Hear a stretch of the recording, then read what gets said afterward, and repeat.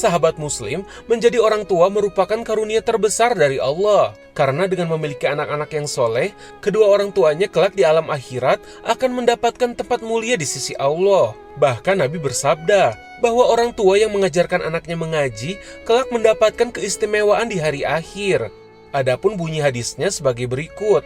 Barang siapa membaca Al-Quran dan mengamalkan apa yang terkandung di dalamnya, maka kedua orang tuanya akan dipakaikan mahkota pada hari kiamat yang cahayanya lebih terang daripada cahaya matahari di rumah-rumah dunia, seandainya cahaya tersebut ada padanya. Namun sebaliknya, bila kita sebagai orang tua gagal dalam mendidik anak atau bahkan tak peduli akan perkembangan anak, maka dosa yang didapatkan pun tak main-main. Selain azab dan pertanggungjawaban kelak di akhirat, kedua orang tuanya pun sudah memetik terlebih dahulu hasil keburukannya. Semisal, anak yang tidak belajar Al-Quran tidak akan pernah tahu betapa berdosanya anak yang menelantarkan orang tuanya. Karena perintah berbakti ada di dalam Al-Quran. Sehingga tak sedikit orang tua renta namun tak diurus oleh anak-anaknya. Padahal anak-anaknya tergolong sukses. Dikisahkan pernah terjadi hukuman mati terhadap seorang pria yang berasal dari Amerika Serikat. Sebelum dieksekusi mati, si pria mempunyai permohonan terakhir, yakni mengirim surat untuk ibunya. Di dalam surat tersebut ia menuliskan, "Ibu, aku tahu kau sangat menyayangiku, namun sayangmu itu membuatku berakhir di kursi kematian. Harusnya engkau pun ikut menjalani hukuman ini. Ingatkah engkau, ketika aku kecil, aku mencuri mainan milik kawanku. Lalu ketika itu, ibu si anak datang dan meminta mainannya.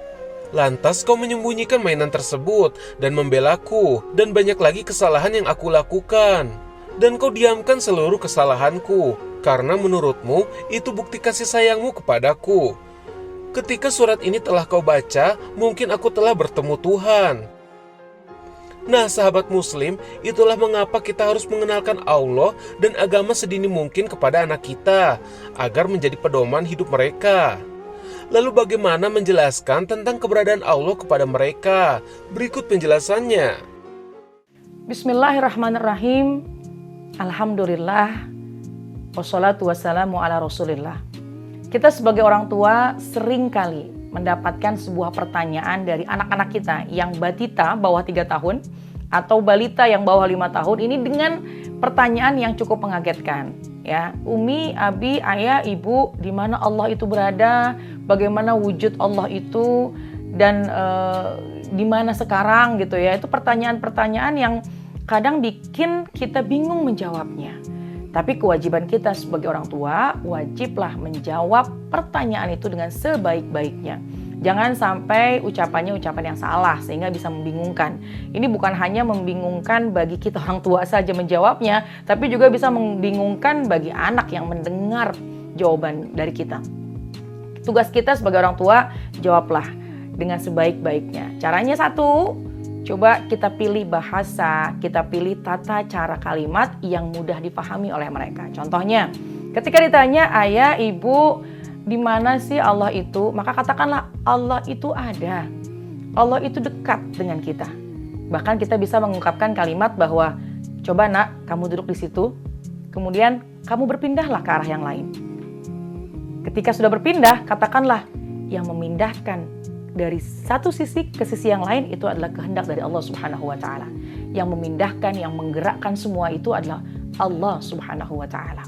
Allah dekat, sungguh amat sangat dekat.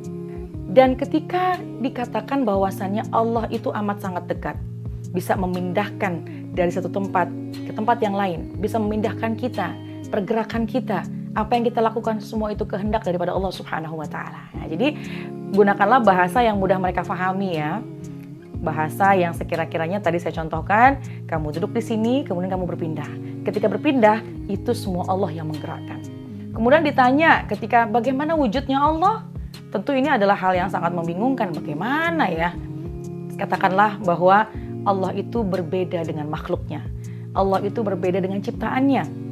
Kita memiliki postur yang semacam ini. Allah berbeda. Allah maha istimewa. Tentu tidaklah mungkin ketika kita menciptakan sebuah karya, misalnya kita menciptakan sebuah karya berbeda dengan apa yang kita ciptakan. Apalagi Allah Subhanahu wa taala tentu jauh lebih istimewa, jauh lebih sempurna daripada kita makhluknya. Wallahu a'lam bishawab. Assalamualaikum warahmatullahi wabarakatuh. Sahabat Muslim, saatnya trivia kuis seputar Islam. Siapakah makhluk yang pertama kali meminta dipanjangkan umur kepada Allah? Tunggu jawabannya sesaat lagi.